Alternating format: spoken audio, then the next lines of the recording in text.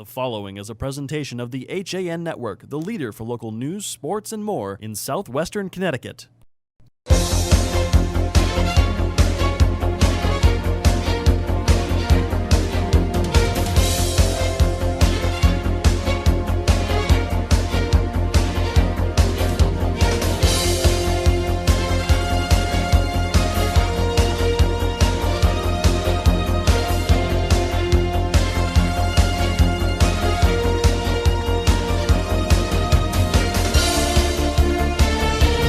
On the second to last day of the regular season at Danbury High School, this is the HAN Network's coverage of FCIAC baseball. The Danbury Hatters hosting the Trumbull Eagles in Kev, what is essentially turning into a play-in game here for the FCIAC playoffs. Trumbull in the 7th spot right now. Danbury just a game behind. They're in 9th behind Darien. Let's go through the scenarios of this game. Trumbull wins, they are in, no help necessary. If Danbury wins, they're not 100% in. They'll still have to beat Wilton tomorrow, but that's not a full game. We can get to that later. Should Trumbull lose today, they're not eliminated. A Norwalk win over Darien later in the day would put the Eagles into 8th place and still in the mix. And if you are still following along, we're happy to have you here. Frank Granito and Kevin Coleman. I think this is what we would have signed up for at the end of the regular season, Kev, 2 months ago. Oh, absolutely. I think this is a great way to end the season. It's always funny how it seems every year baseball always has to end with a lot of high drama, really coming down to those last few days of the regular season. And here we are, second to last day here at Danbury High School, a gorgeous day. You talk about picture-perfect day for baseball here on the HA Network in the FCIAC. You got two teams fighting for that final spot in the playoffs. Trumbull right now has their eye on the prize, while Danbury, they're fighting for their season, pretty much their lives right now, and you're going to see a hard-nosed team go at it. But Frank, they're going to put a young guy on the mound today. They're not going to have their ace. So question is, can Trumbull get off to a quick start with those hot bats? And for Trumbull, they are going with their ace, and he's been one of the best pitchers in the conference all year long. We saw him throw 8 innings in a win over a win over Darien earlier in the year. He is Ben Farrow. He's also thrown a no-hitter this season. And if you're the Eagles, you've got to like your chances every time that young man comes to the mound. I mean, listen, you go back to that Darien game that we had here on the network at Darien High School. He was straight up dealing that day. I mean, you talk about a stacked lineup of Darien Blue Wave. You talk about 3, 4, 5 for Darien. That is murderer's row in some cases. What a team that is for Darien. You talk about him shutting them down all game long. He was so talented. And you talk about that no-hitter he had as well. What a great season he has had, Ben Farrow. And if you're Trumbull, you have to be feeling pretty confident you're going to have your ace on the mound today on the road at Danbury. If you go back to that game we saw Trumbull against Darien, Kev, the bats at the top of the order struggled a little bit. They didn't get the timely hitting that they would like to from this senior-laden lineup. Against the young pitcher Ryan Solomon today, what does the top of the order have to do for the Eagles, especially early on in this one? Be aggressive. You know, don't be, if you're going to be patient, make sure that, you know, nothing's in the strike zone, but be aggressive. You know, go after this young guy. Maybe try and get him out of the game early, which puts a lot of pressure on the Hatters, and you already have momentum on your side if you're the Eagles. So I say, you know, if you're the Trumbull Eagles, you come up to bat, be aggressive. Swing on those first pitches. Be aggressive. Try and get those first 2 batters on base and get aggressive on the base path as well. On the other side of the field for the Hatters, one of the most exciting players in the conference, you compared him to Mike Trout when we saw them play against Stanford, and that's Brent Jacobellis. He is quite the athlete for Danbury. I mean, he's a stud, none the least. And, you know, he's had a great year. And you talk about Jacobellis, but how about Javon Hernandez at shortstop? I think this guy as well, another stud for the Hatters. We saw him a couple weeks ago at Stanford High in a great game that Stanford ended up beating Danbury, but Javon was flashing the leather. He's also that great leadoff hitter for Danbury. He can flash the bat as well. So Javon Hernandez sitting there at the top of the lineup at shortstop is a guy to look out for as well for the Hatters. Danbury 10-8, 7-7 in the conference. Trumbull 10-9, 9-6. We mentioned that Trumbull has got to play a game again tomorrow against Wilton. We're going to have more on that when we get back from break. But after that, it's the road to Harbor Yard on the HAN Network. Today, we're running through the land of the Hats. Danbury and Trumbull coming up shortly on the HAN Network.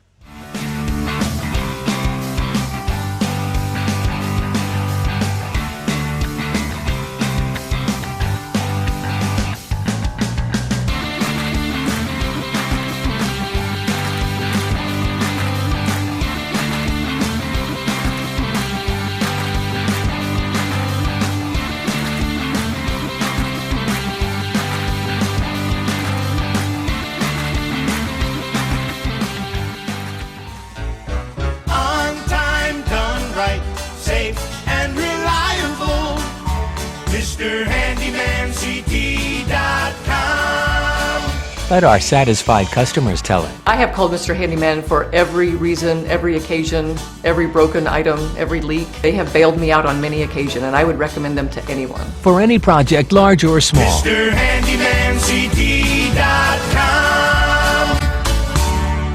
Part of banking well is doing good. That's why, with the support of local community partners, Bankwell has launched the Bankwell Pet Adoption Project to boost awareness about the hundreds of animals in local shelters that need a home. And when you donate to the cause using the Bankwell self-service coin machines, we'll match your donation. For details, visit mybankwell.com/pleaseadoptme. Bank smart, bank local, bank well. Have a sports injury or a slip and fall that needs immediate care? Coastal Ortho Express Urgent Care gives you direct access to an orthopedic specialist fast, without an appointment. Biking, golf, tennis, soccer, whatever the sports injury is, sprain or fracture, Coastal Ortho Express can help. Coastal Ortho Express Urgent Care open Monday through Saturday, now at 3 locations: 131 Kings Highway North in Westport, the iPark building at 761 Main Avenue, Norwalk, and 36 Old Kings Highway South in Darien. Or go to coastalorthoexpress.com, like them on Facebook.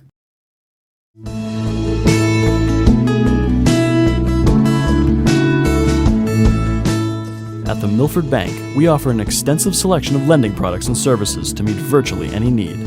Submit your application online in our Mortgage Web Center. Start to finish, you can apply for a loan in as little as 10 minutes. Our knowledgeable and helpful staff are available to meet with you at your convenience. To learn more about what we can do for you, stop by one of our Milford Bank offices or visit us at milfordbank.com. The Milford Bank, always there.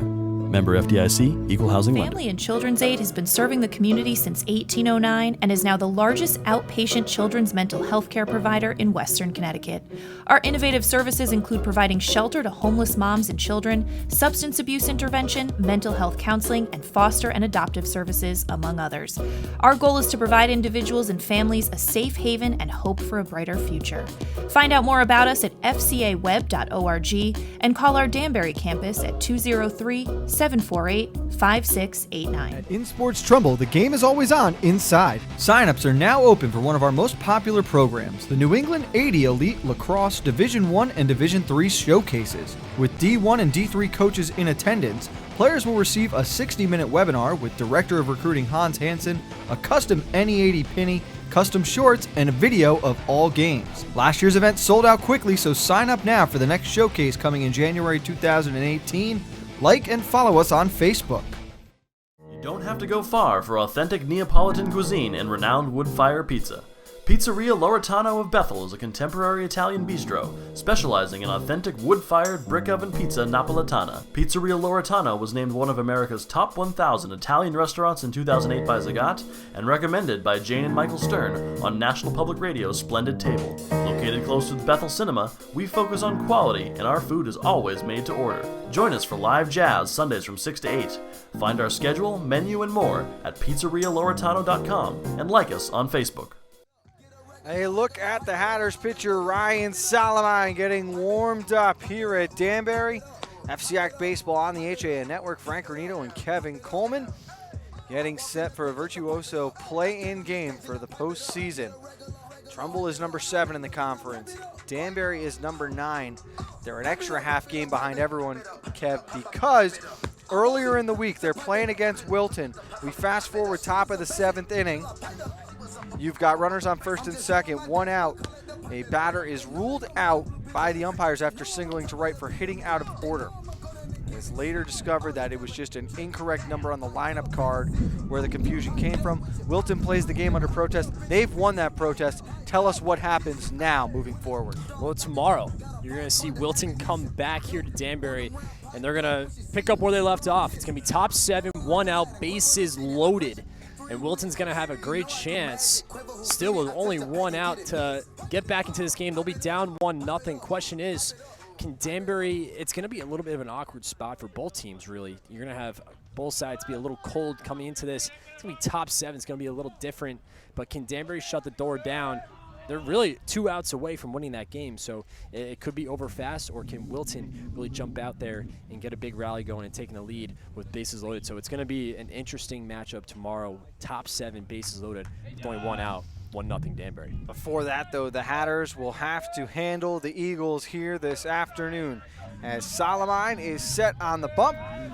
Cicada ready to go in the box, and the first pitch is on the way on the inside corner for a strike. And with today's Trumbull starting lineup, we go over to Kevin Coleman. Well, batting first and playing second base, you're seeing is Dustin Sequeira. Batting second, third baseman Andrew Loico. Batting third, the first baseman Vinny DeRubis. As Cicada pokes one out to right field, Martinez will take it on a roll, and the leadoff man is on with a single, and that will bring up Loico. Kevin, please continue. And batting cleanup, the center fielder number 2, Jack Lynch. Batting fifth, the shortstop Danny Racholski. Batting sixth, the left fielder Tyler Zikias. Batting seventh, the right fielder Tony Sochi. Batting eighth, the designated hitter Sam Montalvo. And batting ninth, the catcher Kevin Brugman. And as we mentioned before, the pitcher on the bump for Trumbull will be Ben Farrow. Defensively for the Hatters, you're going to see Luis, Jacobellis, and Martinez in the outfield. Brian McCarthy at third, Nick Gervasio at first. Javon Hernandez is the shortstop. Jeff Torres plays second. Behind the plate, it'll be the senior captain, Mike Hollis. Cicada leads off first. The throw out and back down to first. Smart play there as they are worried about Cicada down there, so they go with the pitch out, Kevin. Cicada can run. He's got that burst of speed. That's why you see him as the leadoff hitter. He's got a nice, healthy leadoff first right now. As a off-speed pitch misses inside. This is the type of start I expected Trumbull to get out to. You get that leadoff hitter with the base hit, really putting pressure on Salamine. That one a strike down on the outside corner. Loico disagreed, but the count now 2-2.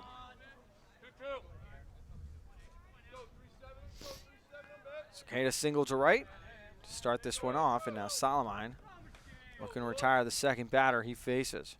As a breaking ball in there for strike 3. Hold the string on that one, and there's one away. Nice off-speed pitch. You got Loico out in front. Nice pitch there by Salamini. And that will bring up the first baseman, Vinny DeRubis.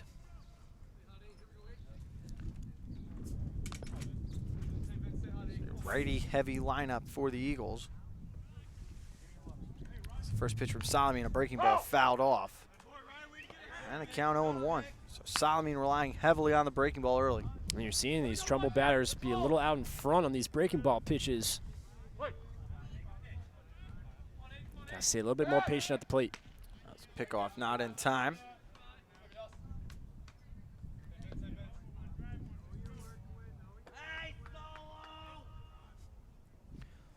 Here is the 0-1 from Salamine.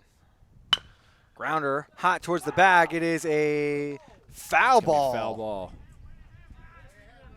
Just went foul before the third base bag. You see the home plate umpire. He signaled for a foul ball. Very close. And a good cut. You can see Trumbull coach Phil Pacelli quickly heading over towards the bag to see where that ball had bounced. He didn't have much protest. So 0-2 the count to DeRubis. Fastball upstairs. Doesn't take the bait. Count 1-2. Yeah, good idea there. Trying to elevate that fastball upstairs, trying to get him to chase. And time called here by DeRubis. I was going to say Salamine being very patient on the mound. Doing a good job of keeping Cicada close to the bag as well. As the 1-2 grounded up the middle, this one's going to get through. Cicada taking a turn. He will be held at second. As Jacobellis was all over that one. I'm hoping to have a shot to shoot him at third. Good idea there by Sequeira. That ball wasn't hit hard enough where it went all the way out to the outfield. It was in pretty shallow center field, and Jacobellis has a great arm. So smart move there by Sequeira. He picked up the third base coach who was telling him to stay put at second base. But still, already you've seen Trumbull putting a lot of pressure on here in the top of the first. And that brings up the center fielder and the number 4 hitter. It's Jack Lynch with 1 down and 2 on. His first pitch is a ball. And the count 1-0.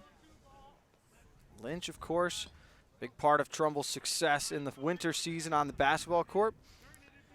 has had a great senior season here for the baseball team to follow it up. There's one down low in the dirt. Hollis did well keeping that one out in front.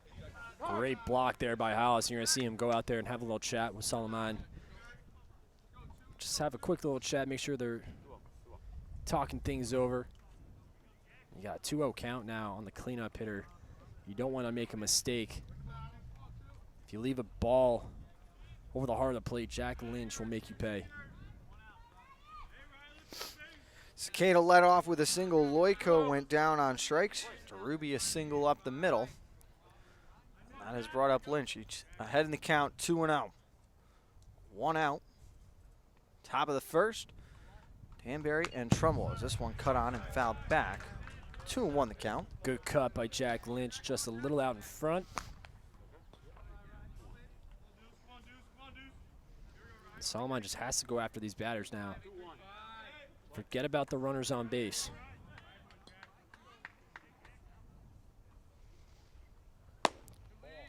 That one missed upstairs, not by much. And you see Hollis there bring that ball back down towards the strike zone, trying to get that called strike. Lynch, one of the tougher guys in the county to miss upstairs on. Standing at 6-3.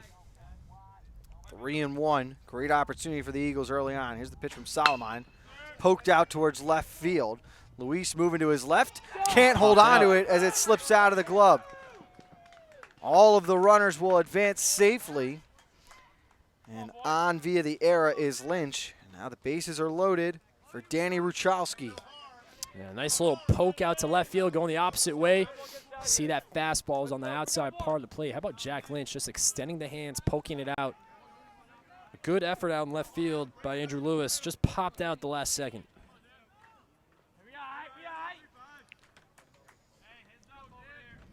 Ruchalski with the bases loaded. Nice Takes pitch. a pitch on the inside corner. You see McCarthy on the grass, towards the edge of the grass there at third base. They've got Gervasio back. The middle is at double play depth. I was going to say, are you surprised at all at how deep Gervasio is playing over at first? Not with a lefty up at bat. I think if you see a righty, maybe you see him come in a little more, but he's got to protect that right field line. With the bases loaded, he can forget about that runner at first base. Quickly 0-2 to Ruchalski. Move to third. You don't see that very often, Frank. You normally see when the base is loaded like that, you'll see the pitcher just step off the mound. Instead of throwing it, you rarely see a pickoff throw at third. Breaking ball down low. Ruchalski doesn't take the bait. I mean, it's also common to see, especially at this level, pitchers will just go from the windup once the bases get loaded. That was a great off-speed pitch there. That was a tough take by Ruchalski. Great eye. 1-2. Solomon's pitch fouled off again. Yeah, good battle here. That one lands in the hard hat zone, so a souvenir waiting for the construction workers tomorrow morning when they return to the high school, working on the renovation project.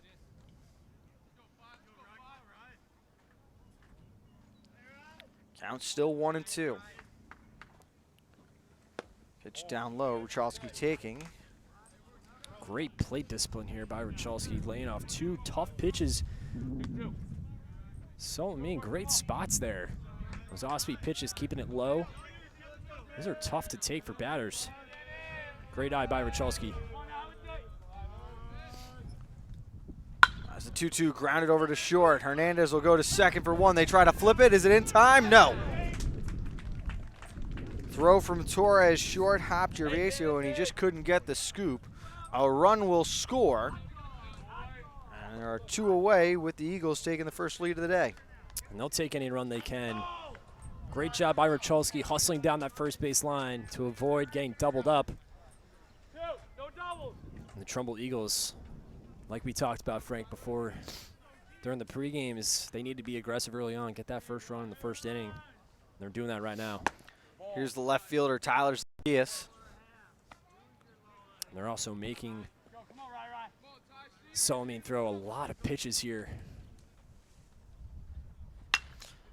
This This one is popped up towards center. Jacobellis moving in, plants himself under it, and puts it away for the third out.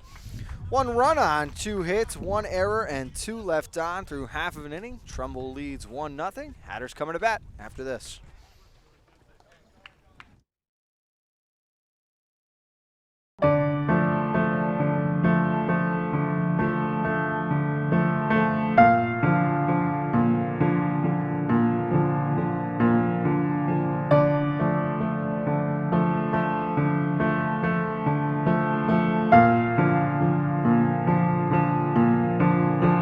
Pizza to satisfy even the most demanding critics. Choosy Pazza Pizza.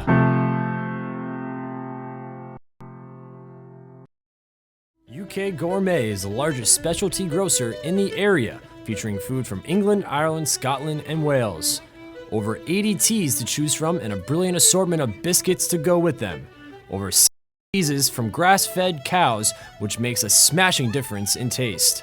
The creamiest chocolate you'll ever taste using no artificial colors or preservatives. So say hooray for UK Gourmet, 78 Stony Hill Road in Bethel, or visit ukgourmet.us.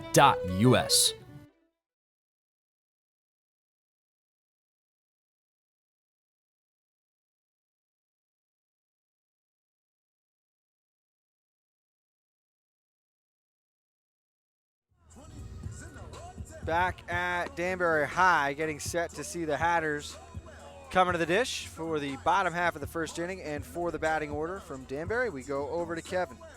Thank you, Frank. Batting first and playing shortstop for the Hatters is number 7, Javon Hernandez. Batting second, the center fielder, Brent Jacobellis. Batting third, the designated hitter, Noah Meeks. Batting cleanup, the catcher, Mike Hallis. Batting fifth, the first baseman, Nick Gervasio. Batting sixth, the right fielder, Kenny Martinez. Batting seventh, the third baseman, Brian McCarthy. Batting eighth, the left fielder, Andrew Lewis. And batting ninth, the second baseman, Jeff Torres. Farrow on the bump. The infield sees DeRuby's at first, Cicada at second, Ruchalski at short, Loico at third as the first pitch to Hernandez misses up high. Kevin Brueggemann is behind the dish, Tyler Zacchaeus in left, Jack Lynch in center, and Tony Sosai is out in right as Hernandez hits one on the grass slowly to Loico. Plenty of time to make a play as he was up anticipating bunt, and there is one away in the bottom of the first. Great start for Farrow. 2 pitches, gets a ground out, 5-3. It's a great start there. And then you're going to see a lot from Farrow today. He's just going to go after these hitters. He's not going to try and fool you. He's just going to try and go after you. So if you're Danbury, be aggressive here on those first couple pitches. Don't be surprised to see that first pitch fastball. And that is the case to Jacobellis, who is taking for a strike in the count now 0-1. And he'll change speeds on you. He's very unpredictable, so as batters, he can fool you. That one down low in the zone. He'll mix in a lot of fastballs, but you get that occasional breaking ball that on 2 strikes can make any batter look silly. As this one sliced foul over the dugout. And you're right, not known as a strikeout pitcher. I think that Farrow does a very good job trusting the defense behind him, forcing hitters into tough situations, and really is a ground ball pitcher. As this one fouled off again. But, you know, Frank, he's got that great defense behind him as well. The infield itself, I mean, my goodness. You talk about talent. The outfield as well, great depth. Out in the outfield, you got Jack Lynch in center field. He's got a great glove. That's the 1-2, another fastball, another foul ball. And I think my favorite part about this Trumbull defense is the middle infield, the second baseman and shortstop, Danny Ruchalski and Sequeda. I mean, the two of them just so fundamentally strong. That's finally an off-speed pitch. Jacobellis had to lean at that one. And waiting out in left is Zacchaeus to retire the number 2 hitter. And he gave it a good poke. Got to give him credit, Brent Jacobellis. He was a little out in front there on that breaking ball pitch, but still gave it a good ride out to left field. Solid at bat, but not the result Jacobellis was looking for. That brings up the designated hitter, Noah Meeks. As a breaking ball misses inside. Meeks was on the mound for that game against Wilton through what originally he thought would be a complete game shutout. Oh, and now go down in the scoring. He's pumping that fastball in there. Nice velocity. 6 innings of shutout ball. Coach Ratchford will have to find a different pitcher for the 7th, as this one is fouled off to the left side now. And the count 1-2 to Meeks. Meeks has to protect the plate here with 2 strikes on him. Farrell wasting no time, comes with the fastball and his grounder out to second. Cicada waiting there, over to first, and that'll do it. 3 up, 3 down. It'll be Sosi, Montalvo, and Brueggemann coming to bat for the Eagles after this. At Worcester School, we believe summer is a time for kids to be kids. We provide the safe and nurturing environment for them to find activities that match their interests and allow them to create lasting friendships. Summer at Worcester offers 7 weekly sessions at our Danbury campus from Monday, June 26th through Friday, August 11th for pre-K to grade 8. Find out more about our extended hours, new optional lunch program, and a new low price at summer@worcester.org or 203-830-3921. Summer at Worcester, experience the difference.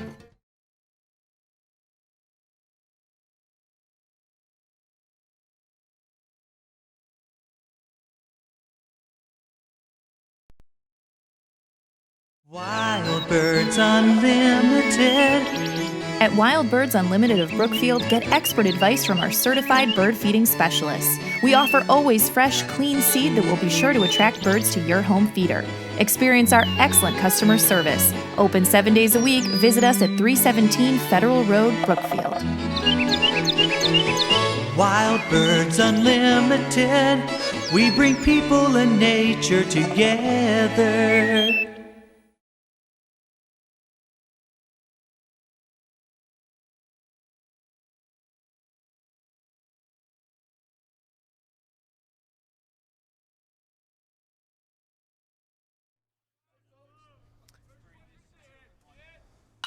Back on the HAN network, and this is a high pop-up out to the left field grass. Calling off Hernandez is Zakia. Excuse me, that's Andrew Luis. There's one away as Sosi is down on just 1 pitch. You go back to that top of the first, Frank. Andrew Lewis had that error that popped out of his glove, which then led to the run. So maybe if he makes that catch, does Trumbull score that run? But he makes a great catch there to make up for that error in that top of the first inning. Brings up the number 8 hitter, Sam Montalvo.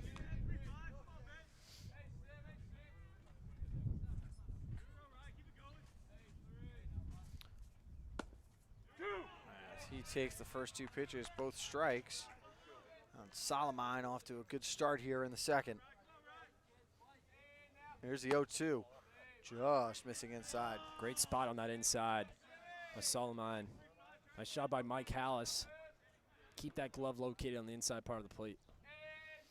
1-2 on the way. It's a breaking ball down low. Quickly back to even. That's a good eye by Sam there. That's a pitch that they'd like to waste. See if a batter could chase that. Again down low, and now the count has run full. After 3 straight balls from Solomon. Here is the payoff pitch. Breaking ball on the inside corner, and down looking is Montalvo. 2 away. That was a beauty. Nice little hanger there that ended up on that inside part of the black. Beautiful pitch there. Just like that, 2 outs. How about the confidence from the youngster going off speed, full count? Yes. That's definitely a lot of confidence. Shows that Mike Hallis, too, the catcher, has confidence in his pitcher. Just want a ball outside to the catcher, Brueggemann. He is the number 9 hitter for Coach Phil Pacelli's Eagles. As this one is lined out towards right center, coming over and fielding. This one is Kenny Martinez. 3 up, 3 down. We'll head to the bottom of the second. 1-0 Trumbull on the HAN network. Family and Children's Aid has been serving the community since 1809 and is now the largest outpatient children's mental health care provider in Western Connecticut. Our innovative services include providing shelter to homeless moms and children, substance abuse intervention, mental health counseling, and foster and adoptive services, among others. Our goal is to provide individuals and families a safe haven and hope for a brighter future. Find out more about us at fcaweb.org and call our Danbury campus at 203-748-5689. Spring has sprung at Walter Stewart's Market, and we're celebrating the new season with fresh takes on spring. From the finest produce around to guaranteed fresh seafood delivered daily by the best local supplier. Not only are we your time-saving one-stop shop for everything you need this season, our personable team is always ready with a helping hand. Shop Stewart's for the best of spring. Find us at 229 Elm Street, New Canaan, or shop online at stewartsmarket.com. Bottom of the second coming up from Danbury High School. It will be Hollis, Gervasio, and Martinez for the Hatters after Farrow retired the side in the top of the first. Good bounce back inning from Ryan Solomon in the top half, though, as he went 1-2-3 with 7, 8, 9 in the order. Yeah, it was an impressive inning there. Half inning by Solomon, showing that maturity there, not letting that first inning get to him. You got bases loaded. He was able to only let Trumbull score 1 run. He goes 1-2-3. Now we get to see Ben Farrow back on the mound. He looked so dominant there in Danbury's first go-around. You can hear the wind whipping around Danbury a little bit. It's a pretty open field between the tennis courts and the football stadium. A little cover off to the left from the high school, but wind gusts around 25 miles per hour today. Blowing in from the outfield trees compared to what we saw back on Monday at Ridgefield when balls couldn't get out of the park quick enough. My goodness, that was a lot of wind that day up at Ridgefield. As Farrow comes in at the knees, and the count now 1-1 to Hollis. Felt like we were in a wind tunnel up at Governor Park there. As Hollis fouling one off to the right side. Out of play, and it was really the start of bizarre weather week when you think about it. You had 40-mile-per-hour winds, temperatures sitting in the mid-50s. Yesterday it started to warm up real nice out on the golf course. Now wind back up again, but temperatures in the mid-80s. It is not warm. It is hot out today. As this one is roped out towards center field. Lynch on the run, and it's over his head and going to roll. Hollis heading for second with a big turn there. Is he going to head for third? Yes. They've got a chance with a quick throw. The ball is in, and they got him. Great relay throw. It's all started with Jack Lynch after a tough time trying to locate that ball in center field. I mean, talk about a perfect hit by Mike Hollis. Ropes it out to center field. Couldn't hit that hard enough. What a great shot there. 8-6-5 is the putout. It is scored a single in the books. Excuse me, scored a double for the catcher, but it is the first out of the inning. I mean, he hit that on a line. That was a great shot. You gotta wonder, maybe if he did pick up that third base coach. He's taking this one off a couple of hops is DeRuby. He'll go to the bag himself, and there are 2 away. Your thoughts on the aggressive base running there from Hollis? I mean, you always like to see teams get aggressive, especially in the early parts of games. You know, it makes a difference. But maybe there, especially saving, it's a catcher. You want to save his legs. Maybe save him, maybe keep him at second base there. But you talk about a perfect relay throw by Trumbull. My goodness. That's breaking pitch down low in the dirt. The count 1-0. Because if you think about it, you leave him at second base, there's no outs. You can still move the runner over to third. But you can't discredit the aggressiveness early on. As a high chopper over to Farrow. He's going to have trouble catching it. Kills over to first.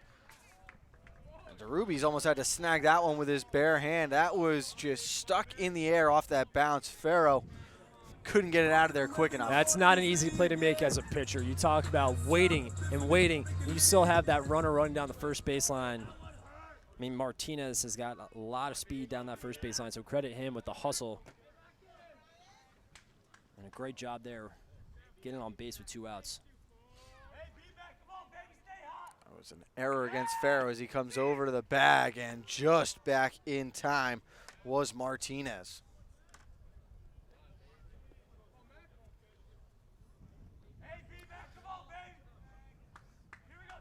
Martinez with good speed, and they come back and check again. The glove. Ball popped out of the glove there. You see Martinez shaking up a little bit after that, holding that right arm. Sometimes when you go back into the base, you got to worry about popping your shoulder out, but it looks like he's going to be all right. He was holding that top part of his right arm, so good to see that he's feeling better. A smaller lead this time as Farrow has been very close with 2 pickoff attempts. That one to the dish is a ball low and away. 1-0. DeRubies has got that nice little snag there at first base. Got a good glove over there. Martinez, again, it's a little bit of a smaller lead. This time a strike, and he is off on the move. Coming over to apply the tag. Do they get him? Yes. What a throw from Brueggemann. Great tag by Ruchalski, and that will end the inning. No runs, 1 hit, 1 error, and nobody left on through 2 innings. The Eagles with a 1-0 lead. When it comes to considering the outside of your home, just imagine the possibilities. Whether your dream is a stunning freeform pool or a tranquil, secluded garden, the team of professionals at Stonebridge Associates will make it a reality. We offer unparalleled landscape design and construction, masonry development, pools, spas, and water features, as well as landscape and garden maintenance. No other firm can offer the same level of creativity, quality, and personal attention. Discover the possibilities at stonebridgeassociates.net or call 203-544-8376 today. La France de Charles Trenet, c'est la France de tous les Français.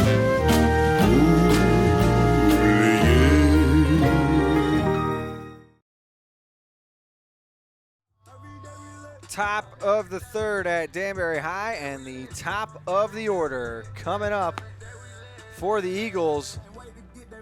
We were talking off the air between break there, Kevin, and again, just aggressive base running from Danbury in that last half inning. Does it come back to sting them, or is it early enough that, okay, you shake that off and you're on here, still only trailing by 1? It's early enough. You can shake it off. I don't mind the aggressiveness.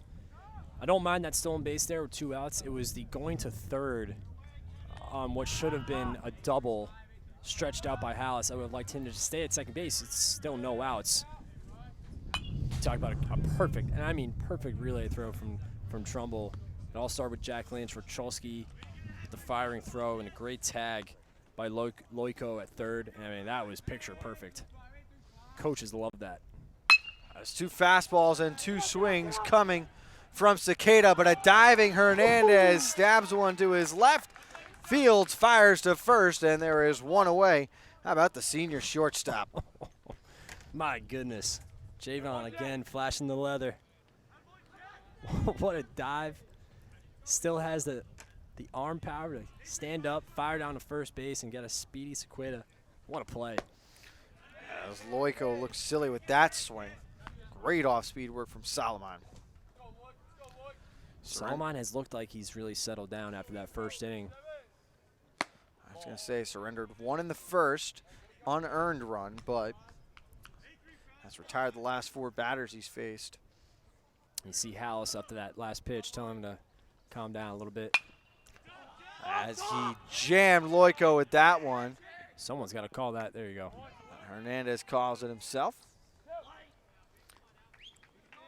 And there are 2 away quickly here in the top of the third. That's a good job by Javon Hernandez. That is the shortstop's ball there.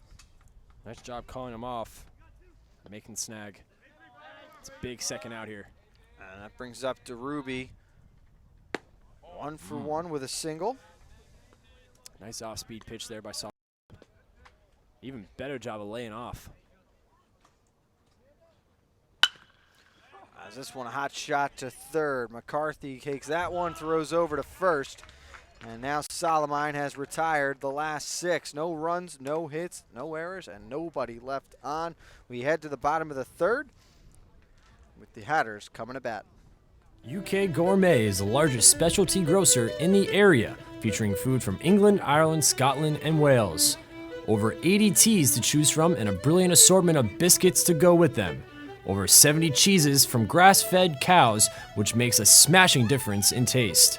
The creamiest chocolate you'll ever taste using no artificial colors or preservatives. So say hooray for UK Gourmet, 78 Stony Hill Road in Bethel, or visit ukgourmet.us.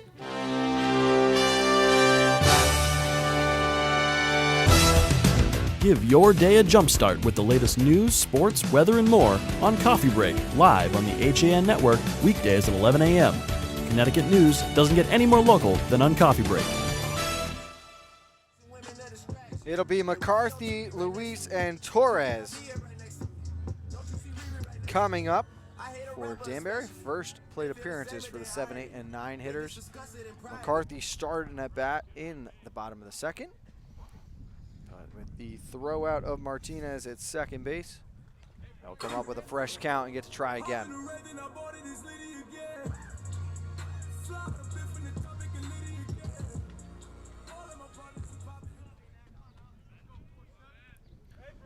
Sparrow set and ready to deal, working from the windup. The first pitch down low, 1-0 the count. Farrow has done a nice job of keeping everything low. Nothing has been up high.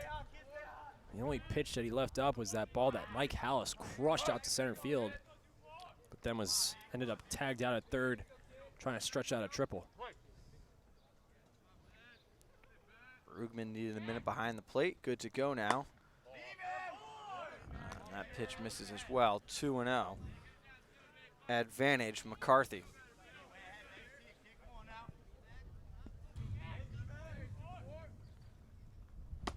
Swinging on this one and unable to catch up. Now the count 2-1.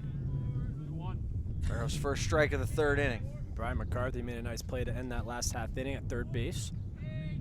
See if he can get on with the bat here.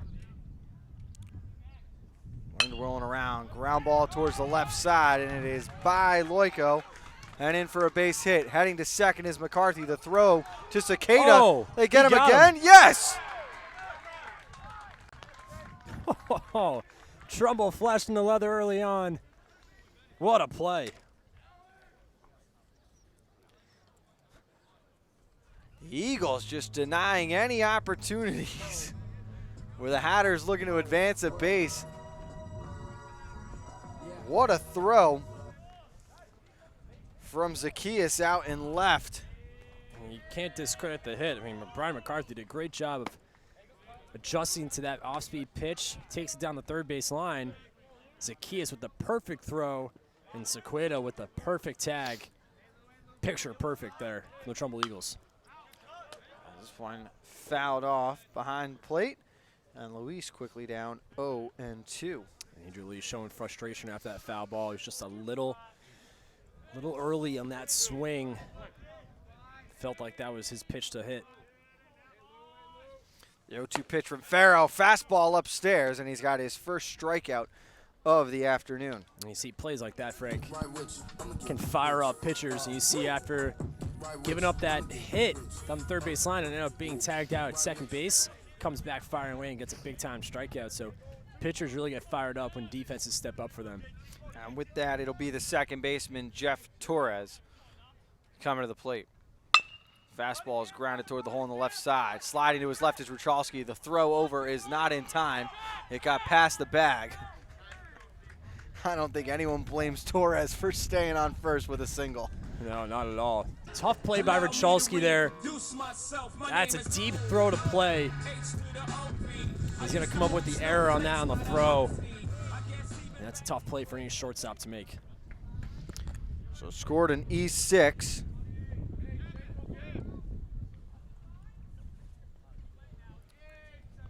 First time Trumbull has had a base run, second time.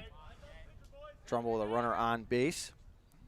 First one was gunned out at second, as showing like he's going was Torres.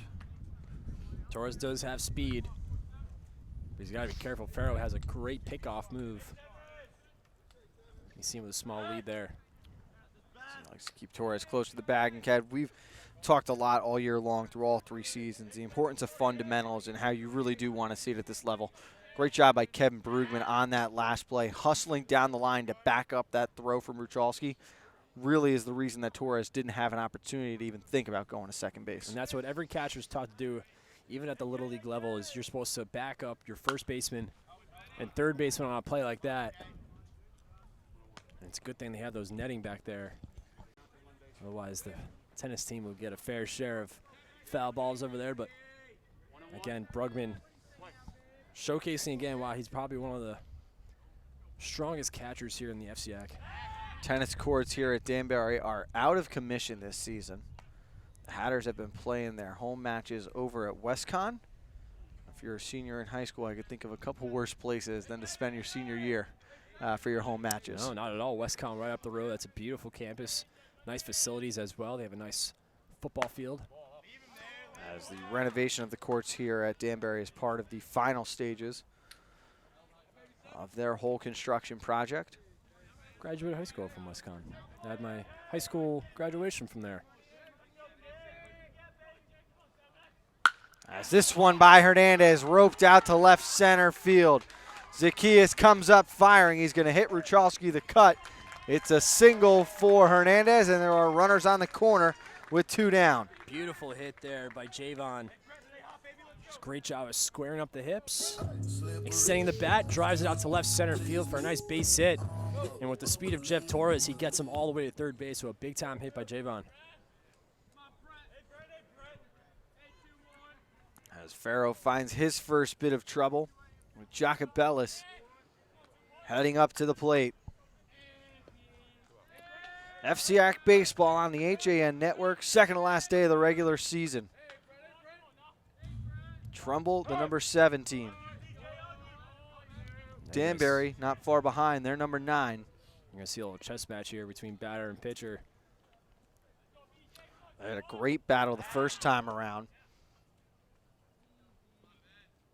Jacobellis fouled off 5 pitches before flying out to left.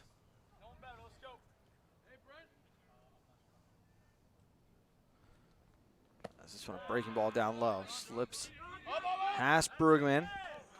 Allows Hernandez to advance to second with a stolen base. And now 2 runners in scoring position.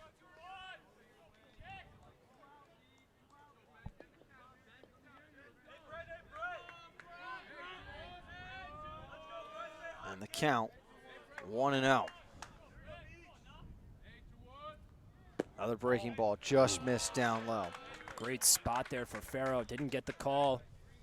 Again, you got to credit Javon for the awareness. As Brugman lost that one in the dirt, gets by him. He advances to second base. Good base running there by Javon. Fastball here, ground to the right side. Cicada's on the move. He knocked it down. No. 1 run will score. Hernandez is coming home. The throw is going to be cut off. It's a 2-run single, and the Hatters have the lead. Great job there by Brent Jacobellis. The captain pokes one through the right side. It's not easy to get one by Sequatus, but he did. He gets 2 runs in on that play. Great hit.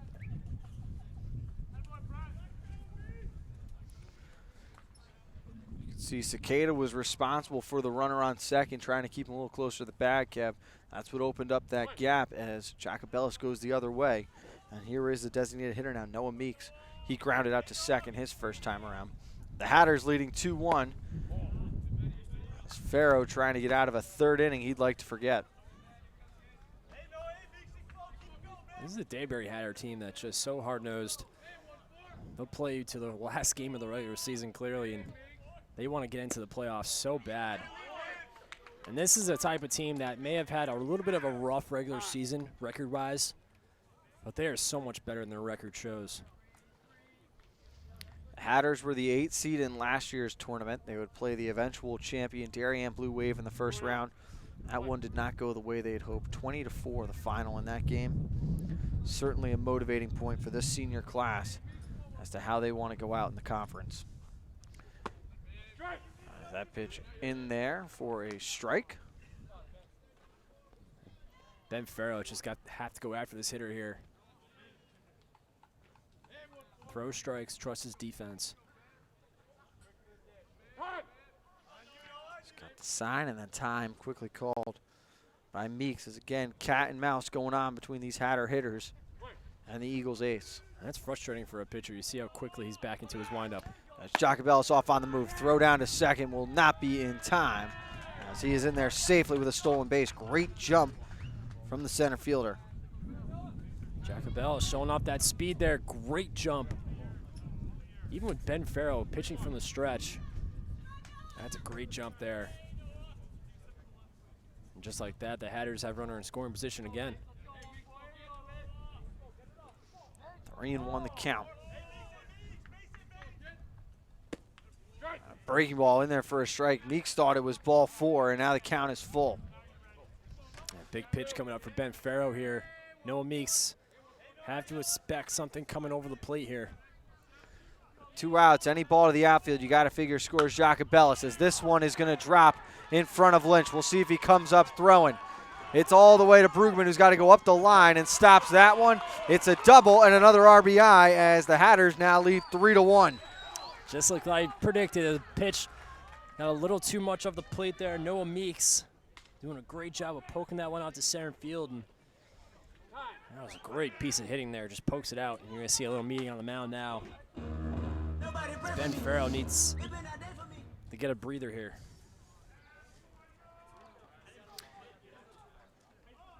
McCarthy hit a ball out to left field down the line to start the inning. He was thrown out at second, trying to stretch a single into a double. Farrow picked up his first strikeout against Louise, but since then it was an error.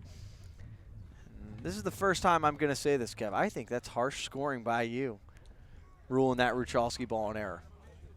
You think so? I think had Torres gone to second, I would have called it an error. He was almost at the bag by the time that ball skipped past. I think he might have even been at the bag by the time that ball skipped past to Ruby's. Backhand deep in the hole. He never had a chance to throw. We can go either or on it, but puts a runner on. Hernandez ropes one out to left. Jacobellis to poke the other way, made it 2-1, and a great piece of hitting by Meeks on the 3-2 pitch. Makes it 3-1 with Hollis now at the dish. As this one gets stuck upstairs, 1-0 the count. And Hollis can be patient here. Ben Farrow's been a little, not wild, but he's having a tough time finding strikes to him. But when he does, he's leaving him over the plate.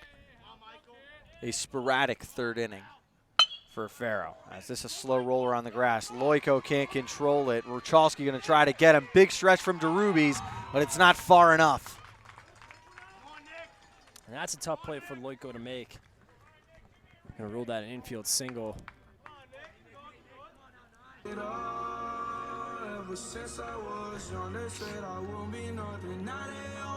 So now runners on the corner with 2 outs.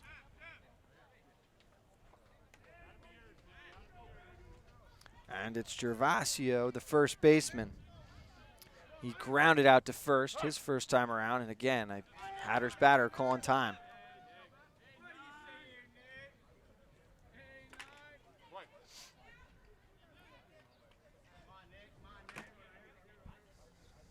Farrow takes a sign.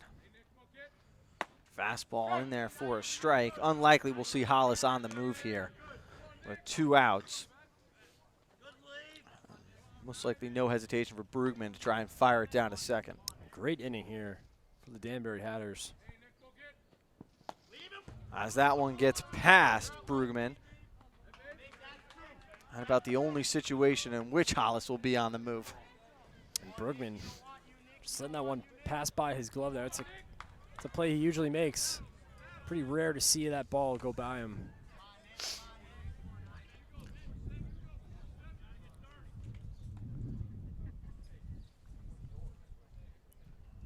That's the 1-1 pitch from Farrow. Stuck upstairs again, now 2-1. Farrow's just having a tough time getting out of this half inning. He's got to bear down here.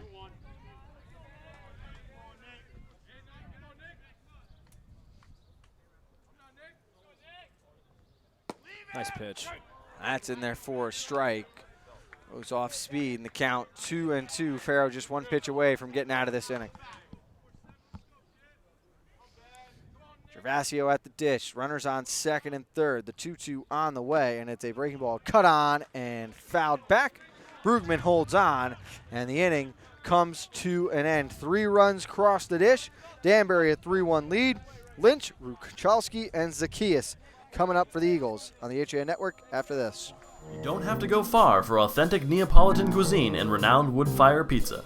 Pizzeria Loretano of Bethel is a contemporary Italian bistro, specializing in authentic wood-fired brick-oven pizza Napolitana. Pizzeria Loretano was named one of America's top 1,000 Italian restaurants in 2008 by Zagat, and recommended by Jane and Michael Stern on National Public Radio's Splendid Table. Located close to the Bethel Cinema, we focus on quality, and our food is always made to order. Join us for live jazz Sundays from 6 to 8. Find our schedule, menu, and more at pizzerialoretano.com, and like us on Facebook.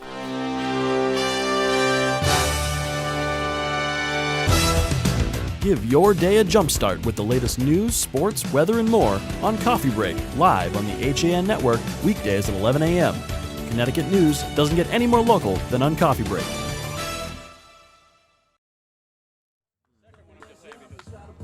Back on the HAN Network, Frank Renito, Kevin Coleman, a scoring adjustment made. Torres given an infield single, so no error charged to Ruchalski.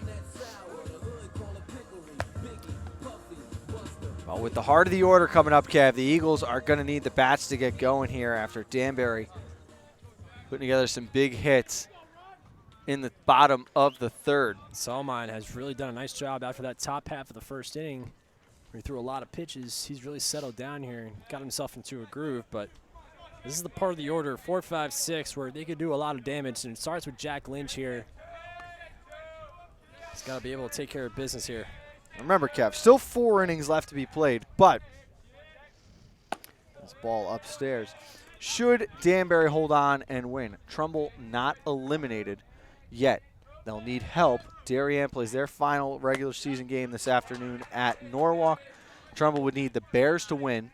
They would be the 8th seed team then.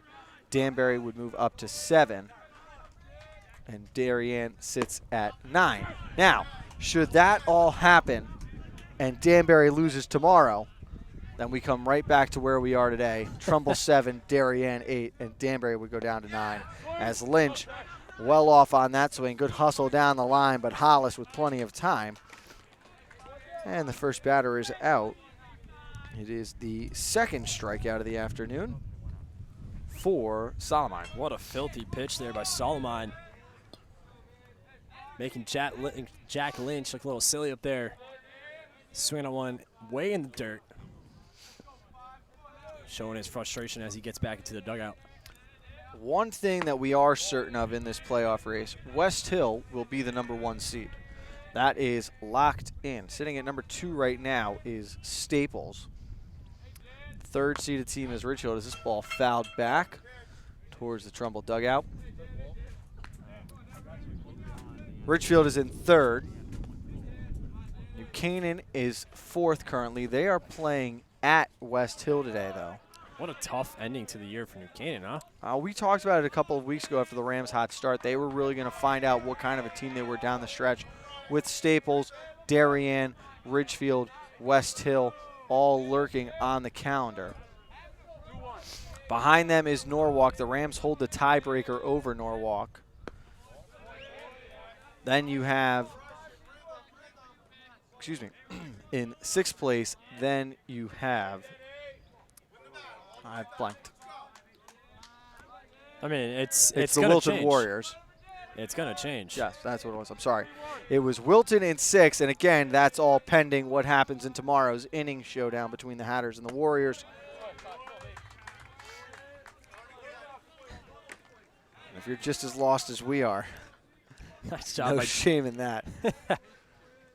We're certainly not alone, Frank. I think a lot of people are certainly very confused, not just in baseball. I mean, you talk about lacrosse as well. That's going to be an interesting finish to boys and girls. Well, the one good thing about the girls is that we know what the matchups will be for the first round. We're at Greenwich's Cardinal Stadium tomorrow afternoon. #3 Greenwich, #6 Ridgefield girls lacrosse quarterfinals. That'll be on the air at 4 o'clock. After that, we've got a special primetime showing of the New Canaan Darien golf match from yesterday.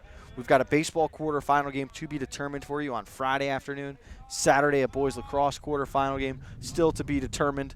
And then Monday next week through Thursday, we've got lacrosse semis and finals, along with the baseball semis and finals from Harbor Yard. Crazy to think of how quick this spring season has gone by, but I got a feeling this next week is going to last a lifetime for a couple of teams. It is. It's going to be a lot of fun, especially here with baseball. These teams that get to advance this to the semifinals get the treat of playing at Harbor Yard. I think that's something that all teams in the FCIAC make it a goal to reach Harbor Yard at least. And if you get to that championship game, that's such a cool atmosphere there. As this one popped back, where's the tennis nets again?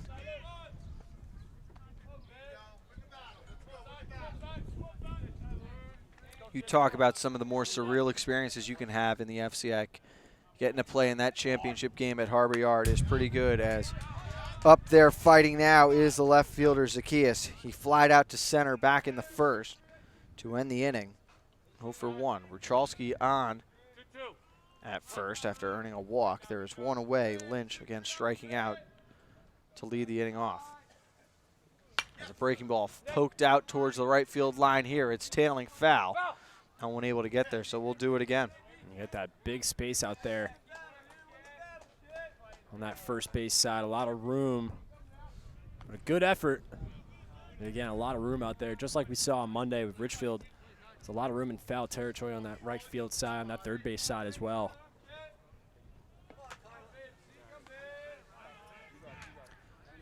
Zacchaeus wants time here. 2-2 the count. Danbury leading 3-1. You're watching FCIAC Baseball on the HAN Network. Final week of the spring season. As this one popped up in foul territory, Gervasio under it. Makes the play. And there are 2 away with Sosai coming to bat. Great play there by Gervasio, the first baseman. Danbury Hatters calling it off, making a nice catch there in foul territory. Solomon get himself out of another inning here. As this one is roped out to left field, back on the move, and it's over the head of Luis. Rounding third and scoring easily is going to be Ruchalski, heading for third, looking for the triple. In there safely is Sosai. It's an RBI triple, and the lead has been cut in half.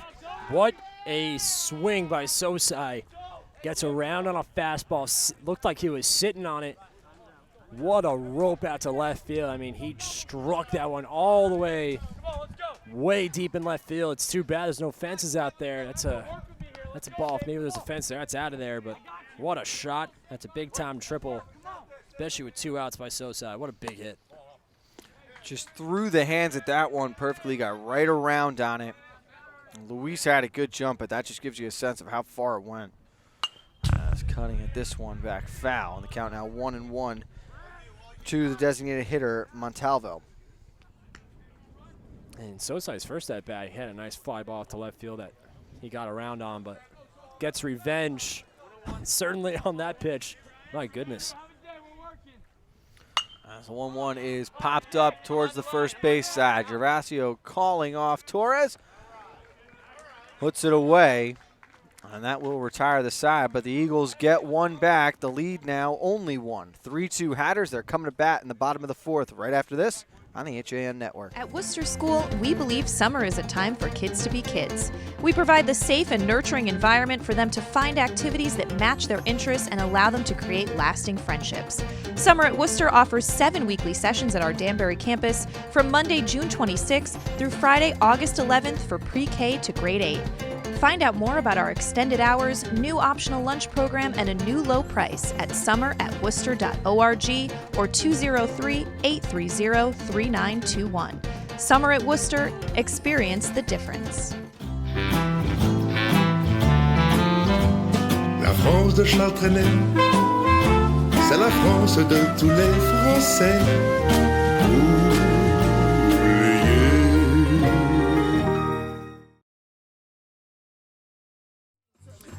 Back at Danbury High, bottom of the 4th, it will be Martinez, McCarthy, and Luis coming to bat for the Hatters.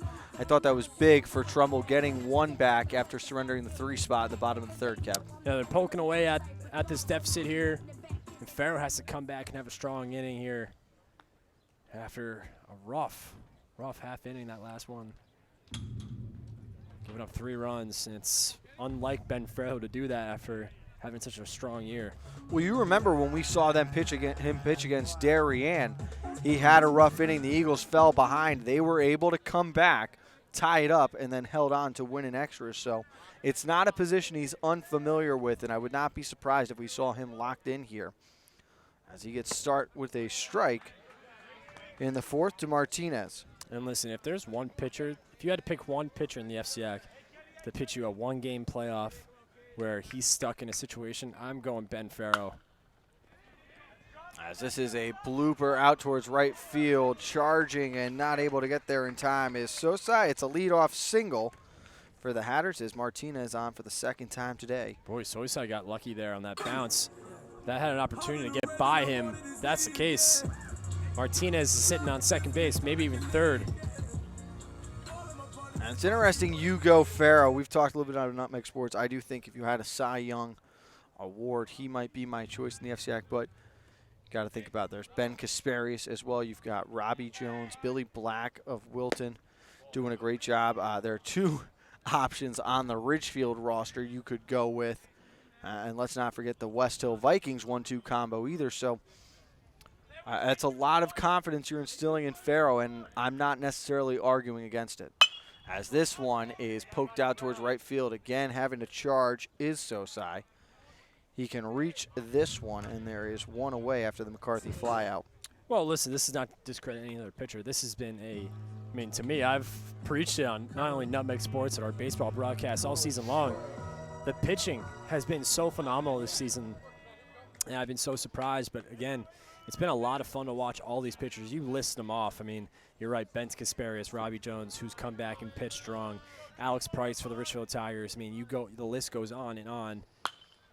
Let me ask you this. If it wasn't one game, it was just one inning, where does Justin Jordan of the Darien Blue Wave rank in your on that list? Again, he ranks up there as well. Justin Jordan, a great relief pitcher for Darien, and I think if Darien gets in, and that's a guy they're going to have to rely on a lot coming in those light parts. And to have a southpaw, a lefty pitcher come in relief and be so dominant like that is not only rare to find, but for a team to have that, I mean, that's like getting a lottery right there, having a lefty that throws that hard and is so dominant against even right-handed batters. And that's something that Darien would love to, if they can get into the playoffs, love to utilize. Checking over on the runner. It's Farrow. Martinez back in there. I think what should scare the teams towards the top of the conference right now is that you potentially have the 2 teams from last year's championship game. As Brugman down to first, stuck in the rundown is Martinez. And there are 2 away. That's base running error there. That frustrates any coach. You're either going to go or you're not going to go. You can't hesitate there on a play like that. Got to credit Brugman for keeping that ball in front of him there. Firing down to first base. I mean, he was dead as a duck there. Farrow catches a break.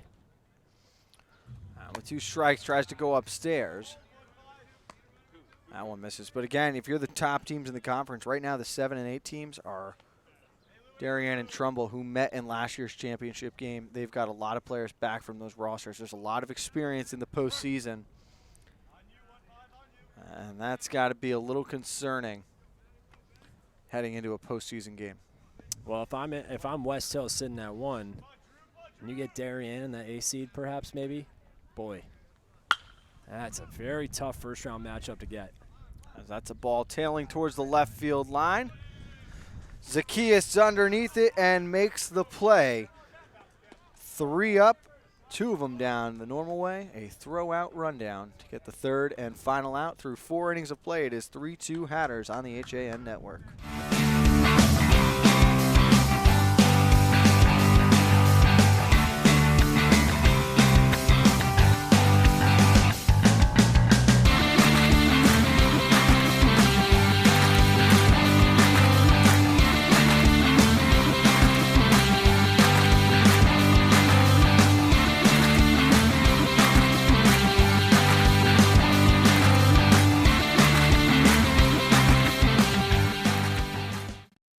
of banking well is doing good. That's why, with the support of local community partners, Bankwell has launched the Bankwell Pet Adoption Project to boost awareness about the hundreds of animals in local shelters that need a home.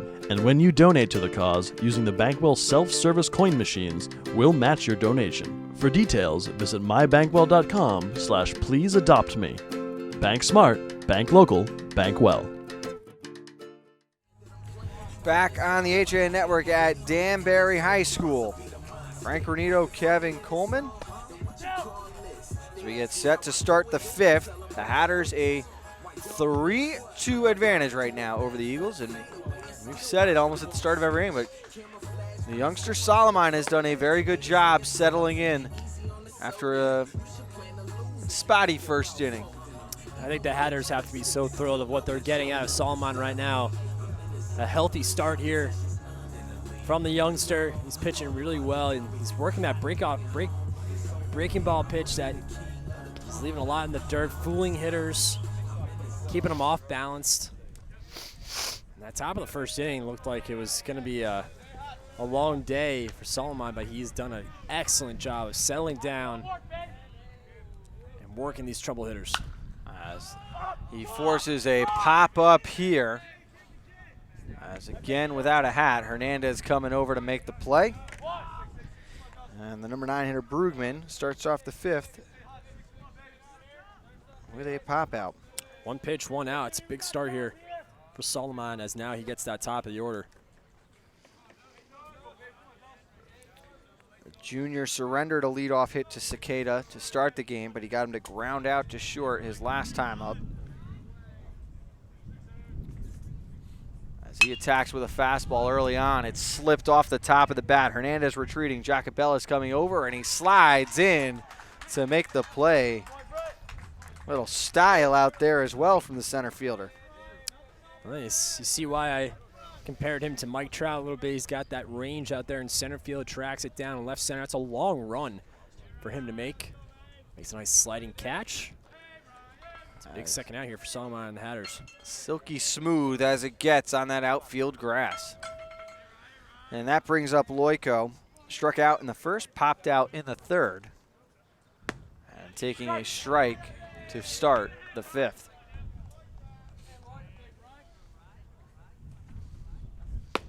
That's also in there, and it's quickly 0-2 to the senior third baseman. Love it here. He's just going right after him.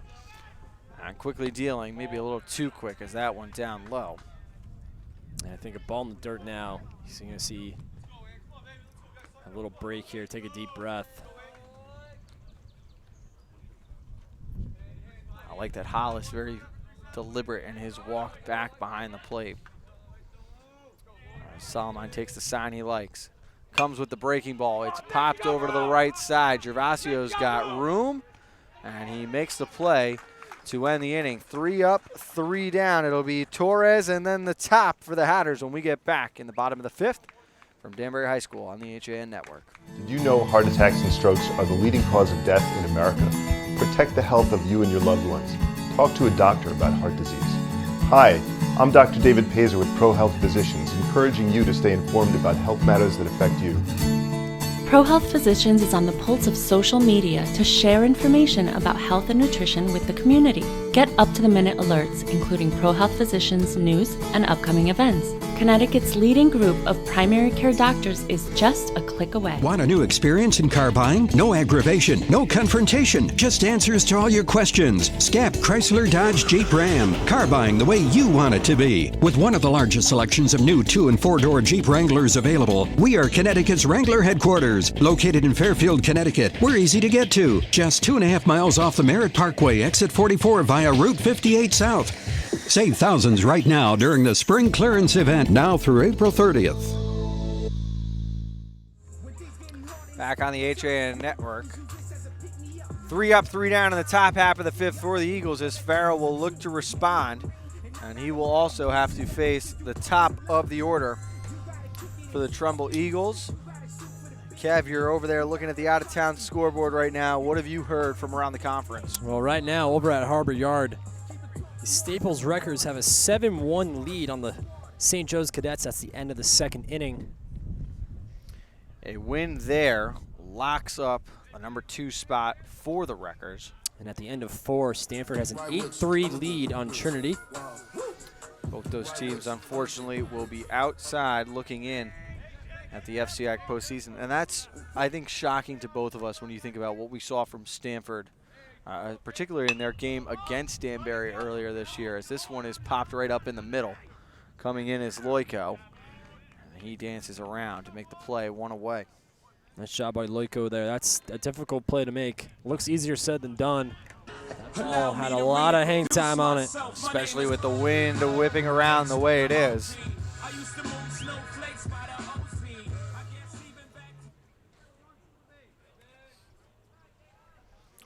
As that will bring up Javon Hernandez at the big single back in the 3rd and would score a run shortly after. First pitch, a strike on the outside corner, 0-1. After 3 innings at West Hill, the Vikings lead New Canaan 5-3. As this a ground to the left side. Loiko fields over to first, and there are 2 down here in the bottom of the 5th. Two nice plays in a row there by Loiko at third base. And at the end of 2, with no score between Ludlow and Wilton.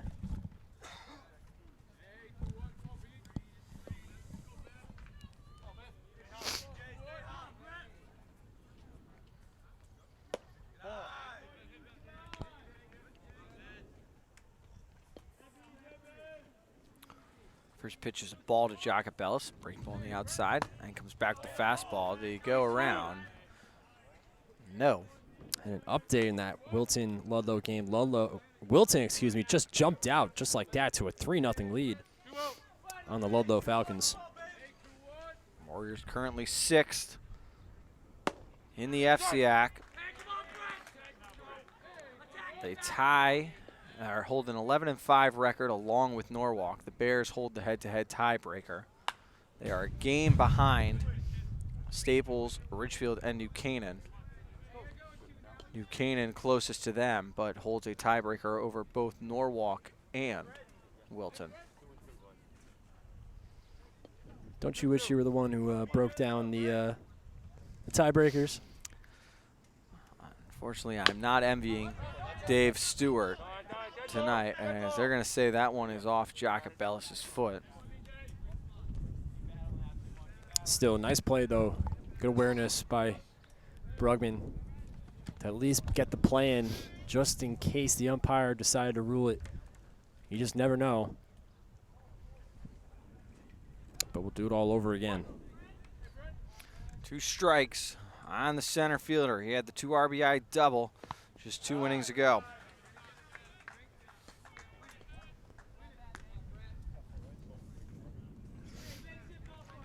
Bottom of the 5th, Hatters lead 3-2 over Trumbull. They need a win to keep their playoff hopes alive. Trumbull will clinch.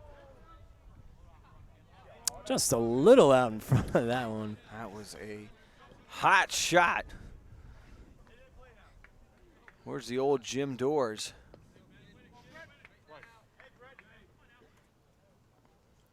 See what Farrell comes back with. It's another breaking ball, and this time he got him, but it was fouled off. And Brugman couldn't hold on. Another great battle here between Jacobellis and Farrell. Jacobellis doing a nice job at least getting a piece of that. You heard that little piece he got off the bat. Making Ben Farrell work here. Fastball off the hands. It might find trouble as Lynch is not going to be able to get there. No pictures on the scorecard. It's a hit anyway you score it. And there's a runner on with 2 outs. And Jacobellis gets his 2nd hit of the afternoon. Also a nice catch out in center field, so having himself a nice afternoon here. He stole a base his last time on. He's got a good lead over there at first. Farrow has not been shy about checking runners, and he's quickly over.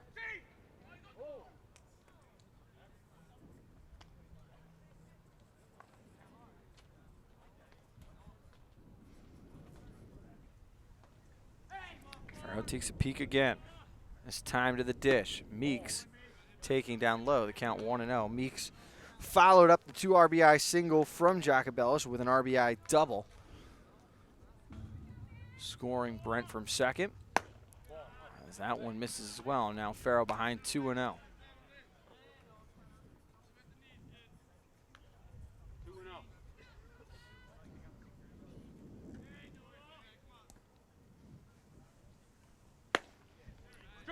Nice pitch.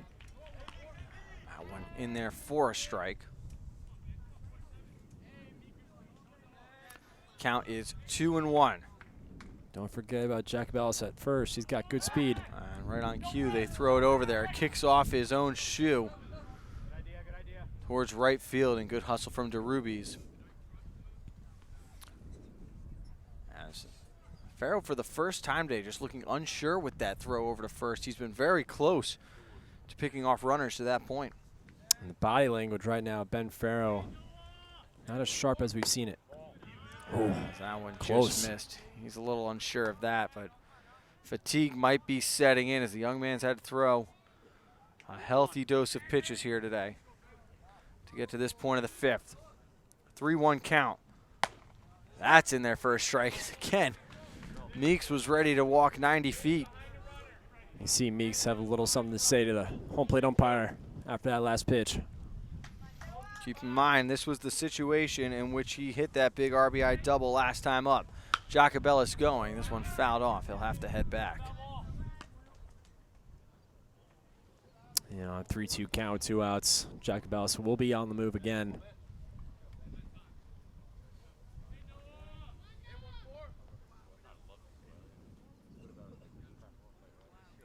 He saw a fastball there from Farrell.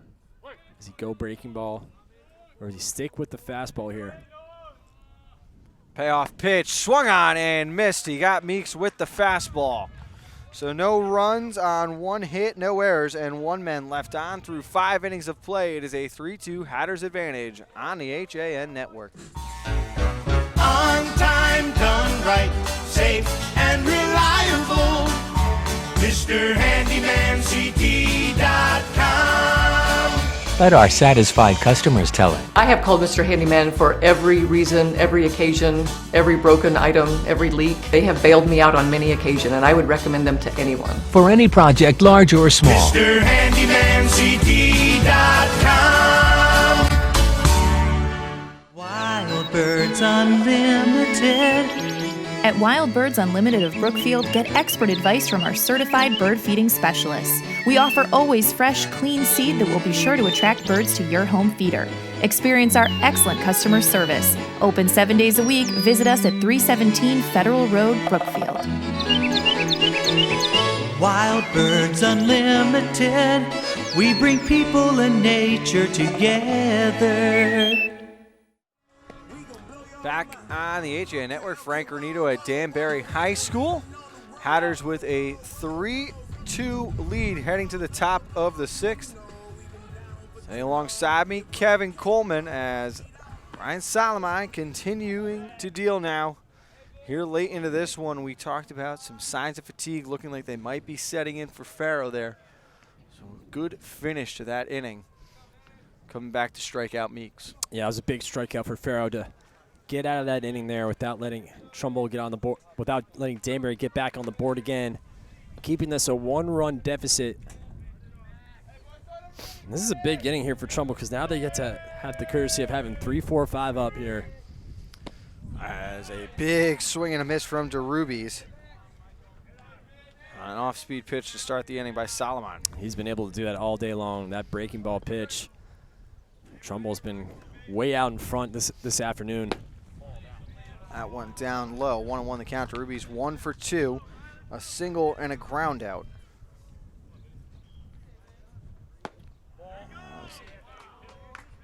That was an off-speed pitch. DeRubies signaling like it might have hit him there. It was close to the hands, certainly.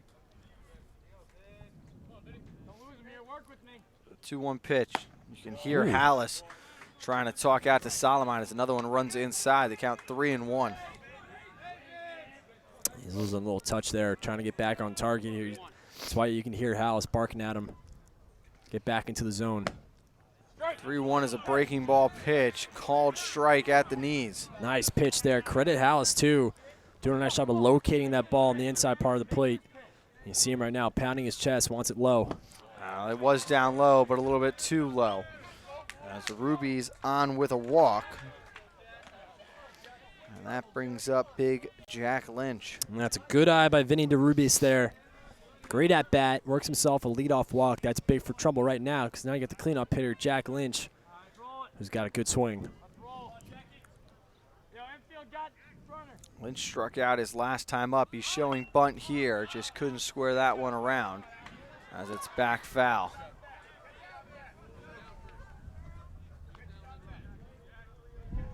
Of course, Jack Lynch was a star on the hardwood this winter. Great basketball player for the Trumbull Eagles. And due up next is another great basketball player for Trumbull, Danny Richelski. So the two of them get to be teammates again in baseball. As Lynch showing bunt again, pulls back. Hollis down to first. Ooh. And just back in time is DeRubies. Great throw down by Hollis and a good tag by Gervasio. DeRubies getting that nice lead off first. Pretty healthy lead. 1-1 count. McCarthy up hard on the grass. Coach Phil Pacelli's head down in it after a second failed bunt attempt there from Lynch. And that's frustrating. You have to get that bunt down. Plain and simple. Coaches are going to be very frustrated that you can't do that. No matter what place you are in the order, you got to be able to bunt. Breaking ball here down low, 2-2 the count. Great scoop by Hollis there. That keeps the runner from going to second base, keeps him at first. Jack Lynch has got to swing away now. 2-2 pitch from Solomon. Swung on and it's chopped towards the right side. Torres charging is only going to be able to get the out at first. As that's where he goes. Well, he gets the job done at least. He gets that runner to second base. Couldn't quite get the bunt down, but gets that runner to second. That's all that matters. That will bring up the third baseman, Danny Richalski. Walked in the fourth, reached on a fielder's choice in the first. He is 0 for 1 on the day. Solomon checks to Rubies at second and just misses. It's a count 1-0. Solomon's got to bear down here. Trust his defense. Richelski, a very strong hitter here. He's got to be smart. You can see him call time.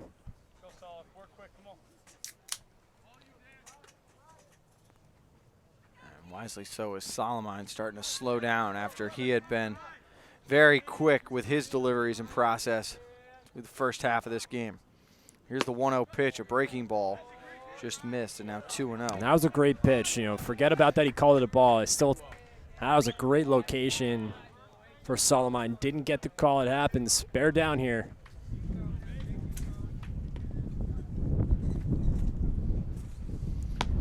That's another pitch here, missing outside. And Kev, we've got some action over in the Danbury bullpen.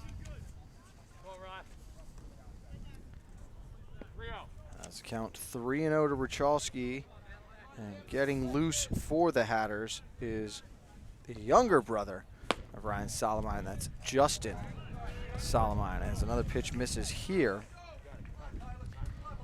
and on with the second walk of the inning is Richalski.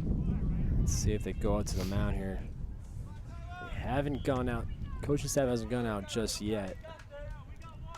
You see Hollis here being a great leader that he is. Talk to his pitcher, take some time here. As he steps out for a meeting. And now, Coach Ratchford is going to come out, talk things over. They'll bring the infield in as well. Discuss the plan with 1 out and 2 men on here. I think this is going to give some time here for the younger Solomon to get loose. I don't expect to take him out here. You see him on the mound, what the coaching staff, Coach Ratchford's doing.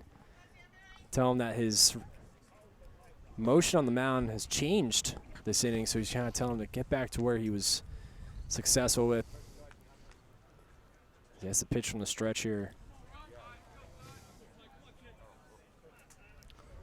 A lot of options for the infield should he force a ground ball here. against Zacchaeus, but that has not been the case for the left fielder today. He flied out to center and fouled out to the first baseman. Zacchaeus has some good pop, too, on his bat, so got to keep these pitches low. As that one is popped out to shallow right field. Torres retreating, but Martinez coming in and will make the play. Not deep enough for anyone to tag up. And there's a light at the end of the tunnel for Ryan Solomon. That's a big out number 2 here for Solomon. Great catch out in right field by Kenny Martinez. He calls out Torres, who plays second. He's got to forget about these runners now, just go after this hitter. And if he can do that, there's a great chance he's going to get out of this inning unscathed. That brings up Tony Sosai, the right fielder.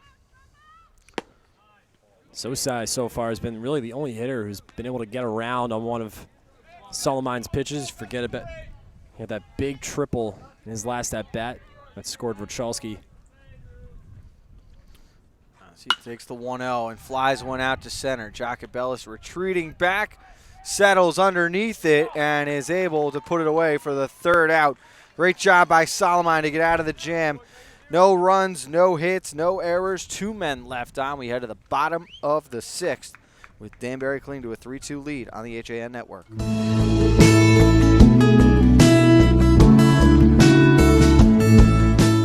At the Milford Bank, we offer an extensive selection of lending products and services to meet virtually any need. Submit your application online in our Mortgage Web Center. Start to finish, you can apply for a loan in as little as 10 minutes. Our knowledgeable and helpful staff are available to meet with you at your convenience. To learn more about what we can do for you, stop by one of our Milford Bank offices or visit us at milfordbank.com. The Milford Bank, always there. Member FDIC, Equal Housing Lender.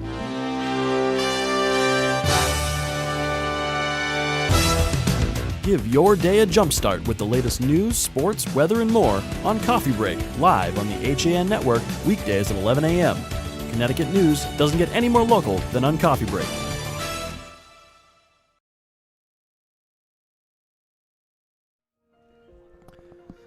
Bottom of the 6th at Danbury High School. Hatters with a 1-run lead. They are 3 outs away from putting themselves right back in to the top 8 in a playoff position. Again, we talked about it at the top of the broadcast, but they will have to play 1 more inning of baseball tomorrow afternoon before the regular season is over. A game in which they originally beat Wilton under protest was overruled. So the Warriors will have the bases loaded with 1 out in the top of the 7th, trailing by 1. Should 1 or 2 runs cross the plate, the Hatters will have an opportunity to win the game in the bottom half of the inning.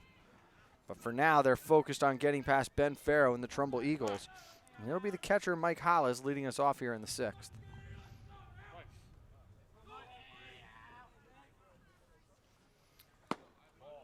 The 0-0 misses inside. And the out-of-town scoreboard, New Canaan's got to run back. They only trail 1 now. They trail 5-4 to West Hill. That's heading into the 6th. Rams are unable to jump up in the standings. And Staples is all over St. Joe's right now to Harbor Yard. It's 11-1 in the 3rd. There's another strike into the count 1 and 2. New Canaan locked into 4 realistically. Ridgefield or Staples would have to lose one of their last games, but that does not appear to be the case. And with the tiebreaker over Norwalk and Wilton, plus a game at hand, it doesn't look like they're falling any lower either. What a gorgeous hit by Hollis. Hollis leads off the 6th with a single.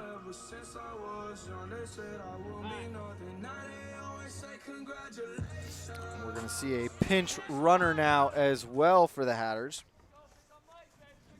And heading into the bottom of the 4th, Wilton still holding on to a 3-0 lead on Ludlow.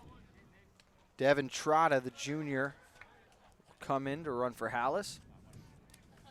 There's no action right now in the Trumbull bullpen.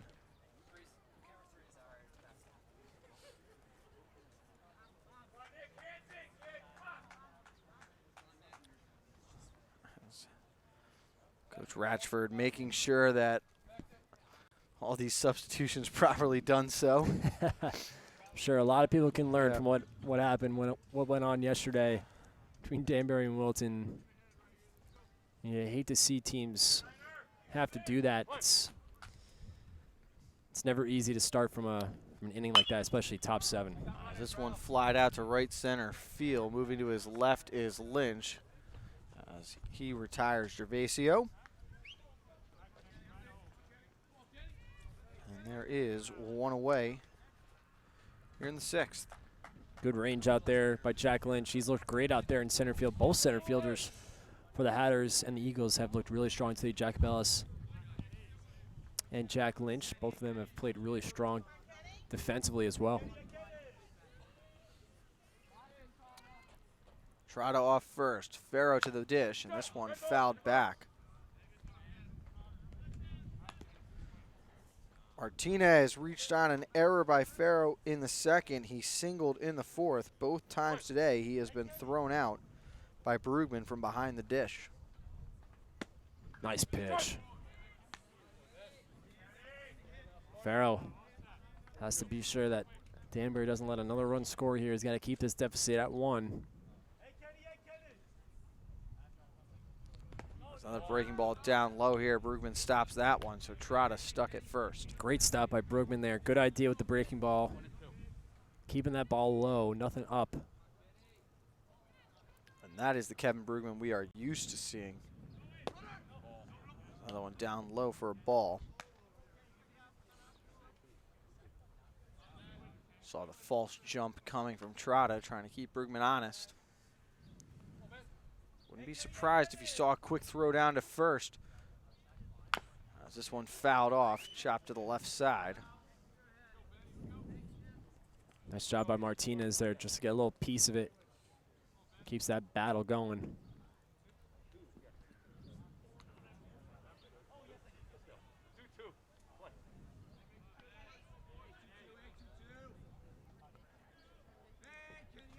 Two and 2 the count. Called for the balk is Farrow. And now Trotta stands on second.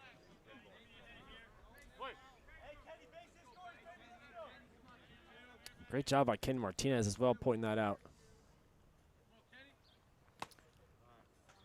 As that one misses inside. 3 and 2 the count. Martinez almost lost track there. And Martinez thought that may have been ball 4. But regardless, great at bat here by Kenny Martinez, making Ben Farrow throw a lot of pitches here. He has worked it back full after falling behind 0-2. Here's the payoff pitch to Martinez. Trotta is going. No, it's down in the dirt. Martinez over to first with a walk. And now there are 2 men on with McCarthy coming up to the plate. Fabulous at bat there by Kenny Martinez. Great patience up at bat, good discipline. And Trotta, nice job of not committing all the way to third base.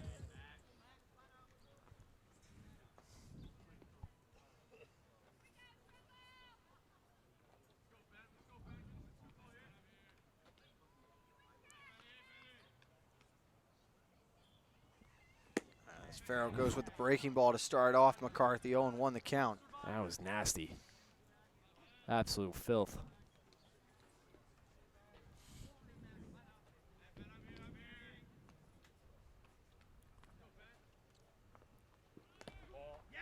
This one down low. Again, a good job by Brugman keeping it out in front.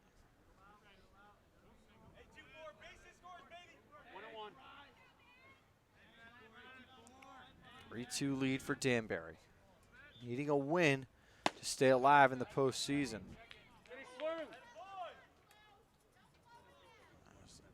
McCarthy able to check his swing.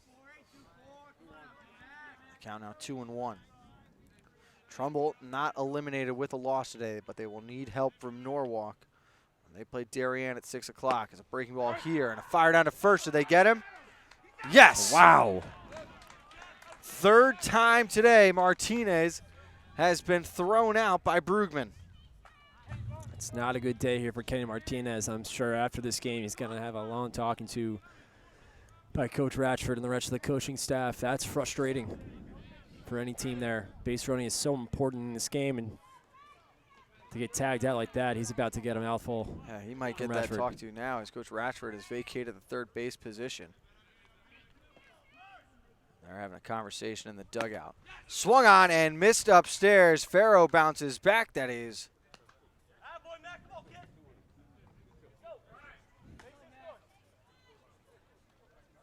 only strike 2.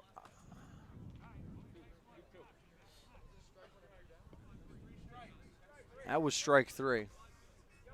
Brugman argument that was 3 strikes. Looks like they're going to talk things over.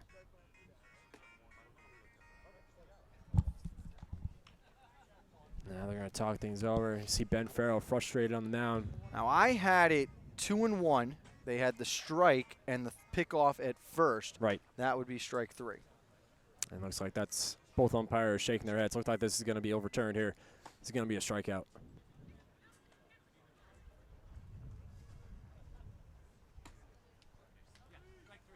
And that is the correct call as Farrow gets McCarthy. So Martinez picked off again, a strikeout to McCarthy, and Gervasio's pop out nullify the Hollis single. We head to the 7th. Trumbull needs 1 if they want to extend this game on the HAN network. You don't have to go far for authentic Neapolitan cuisine and renowned wood-fire pizza.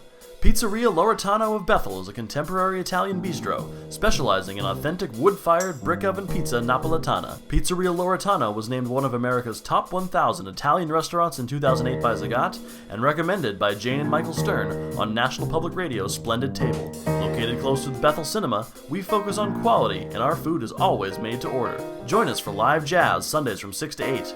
Find our schedule, menu, and more at pizzerialoretano.com and like us on Facebook. 7th inning coming up from Danbury High School, and it'll be Ryan Salamine looking to go all the way here for the complete game win against the Trumbull Eagles. And Kevin, you pointed out Ben Farrow has really settled in these past few innings, not allowing a hit since the top of the 4th. Solomon has looked so strong as well. Both pitchers really, if you think about it, had looked so good. You know, a couple errors that have led to runs here, some unearned runs, but other than that, I thought both pitchers have looked so strong. And Kev, I want to go back to that Martinez pickoff because the real frustrating part about it is, besides the point that it happened multiple times today, but that last one specifically, you've got a runner in front of you. There's nowhere for you to go. And you know what? Once it happens twice to you, it's funny. It's the old saying in baseball that baseball finds you, and it's been finding Kenny Martinez today, and he's just had a tough time on the base path, and it happens. And you have to credit Brugman behind the plate. He is so good, and I think you have to realize that when you're playing Trumbull and you have a catcher like Kevin Brugman, he has the potential to throw you out, and he's done that 3 times today. As the DH, Montalvo taking a strike at the knees. He's behind 0-1. Montalvo, Brugman, and then the top of the order here for the Eagles. They trail by 1 as a hot shot down the third baseline. Foul. And I think a lot of people don't realize how much of a mental game this is. You have to use your mind a lot. You always have to be knowing the situation, knowing how many outs there are, knowing where the runners are. So Kenny Martinez, although it's a frustrating day, this is a good ball player. He'll bounce back. As this one popped up, still plenty of room as Hollis circles all the way around and is able to make the play. Credit Mike Hollis. He has been so good all day behind the plate. Credit him on the bat as well. He's had some nice hits. But boy, what a strong effort he's put in behind the plate. He's called a great game for Solomon. What an afternoon. And out will be the other catcher, Evan Brugman, as he takes the ball down low. Brugman's flied out twice. I'd like to get around on one, get on base. Good eye. If this score stands and you are a Trumbull fan, you can head to Twitter at 6 o'clock. Search the hashtag CTBase and you will get updates on the Norwalk-Darien game. You will need the Bears to knock off the Blue Wave if you will keep the playoff hopes alive. Danbury, you'll control your own fate tomorrow when Wilton comes back here for that inning showdown. let's take care of business first here, but tomorrow should be very interesting between Wilton and Danbury as they start off at the top of the 7th. As Bergman takes a strike there. And we certainly expected this regular season to come all the way down to the wire, even to that last day.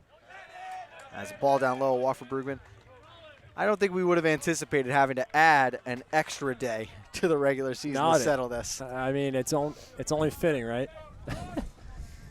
It's definitely it's been a great baseball season. I think all these student athletes have done an amazing job, and all these teams have given all their effort. Even the teams that unfortunately will not be punching a ticket to the playoffs. You know, it's been such a fun season, and it's only the FCIAC playoffs. Most of the FCIAC teams will be playing in the state tournament as the leadoff man, Cicada, takes a strike at the letters. And I guarantee you these two teams that we're seeing right now are going to give a lot of teams fits in the FCIAC playoffs.